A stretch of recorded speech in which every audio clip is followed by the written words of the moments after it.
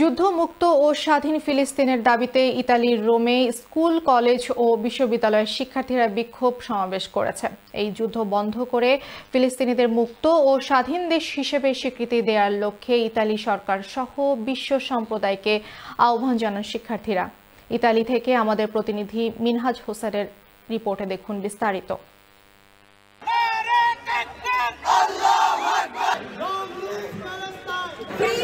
ইতালির রাজধানী রোমের বিভিন্ন স্কুল, কলেজ ও বিশ্ববিদ্যালয়ের শিক্ষার্থীরা গাজায় নিরস্ত্র ফিলিস্তিনির উপর ও আল আকসা মসজিদে ইসরায়েলের বর্বরচিত হামলার বিরুদ্ধে বিক্ষোভ সমাবেশ করেছে। যেই নির্বিচারে নিপীড়ন করা হচ্ছে ফিলিস্তিন, আমরা এটার উপরে আমরা চাচ্ছি যে এটা যেন তারা এটা বন্ধ করে ফেলুক। ইসরায়েলের ব্যাপারে কঠোর ব্যবস্থা নেওয়া হোক জাতিসংঘ থেকে। আমরা চাচ্ছি আপনারা ফিলিস্তিনদের পাশে দাঁড়ান। আমরা এটার প্রতিবাদ করার জন্য আসছি। আমরা এই ফিলিস্তিনের এবং গাজা হামলার তীব্র নিন্দা জানাচ্ছি। সমাবেশের একেএম শফিকুর রহমান শাফি, আবির আহমেদ রাদিদ, ইফতেহার শিহাব, মোহাম্মদ অলি, পাবেল, মোহাম্মদ সিয়াম, নাজিমুদ্দিন, সাংবাদিক মিনহাজ হোসেন সহ স্কুল, কলেজ, বিশ্ববিদ্যালয়ের শিক্ষার্থীদের আমন্ত্রণে বৈরী আবহাওয়া উপেক্ষা করেই ছাত্রছাত্রী সহ ইতালি প্রবাসী বাংলাদেশিরা বিভিন্ন ফেস্টুন ব্যানার নিয়ে সমাবেশ স্থানে উপস্থিত হন। এই সময় বিক্ষোভকারীরা বলেন, একটি নগরীকে আজ ধ্বংসস্তূপে পরিণত করেছে ইসরায়েল। চলছে যুদ্ধের নামে বোমাবর্ষণ, নারী ও শিশুদের হত্যা, খাদ্য ও চিকিৎসা সংকট, সব মিলিয়ে একটি জাতিকে নিশ্চিহ্ন করে দেওয়ার ষড়যন্ত্র। You can't do that. We have a Palestinian blood. We are Palestinians ours. You can't do that to us.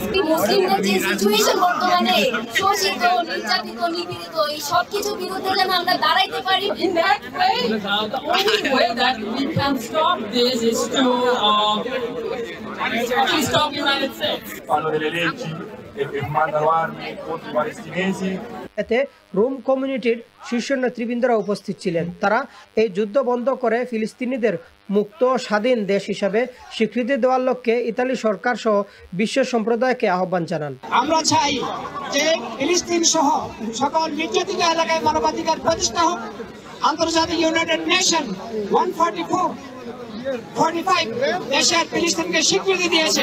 আমরা চাই আন্তর্জাতিক সেই স্বীকৃতিকে বাস্তবায়ন হোক। জাতিসংঘের রেজলিউশনের মাধ্যমে ইসরায়েল এবং প্যালেস্টাইন দুটি স্বাধীন রাষ্ট্র হিসাবে প্রস্তাব পাশ করা হয়েছে, যেখানে প্যালেস্টাইনরা তাদের স্বাধীনতা পাবে এবং প্যালেস্টাইন একটি রাষ্ট্র হিসাবে স্বীকৃতি পাবে।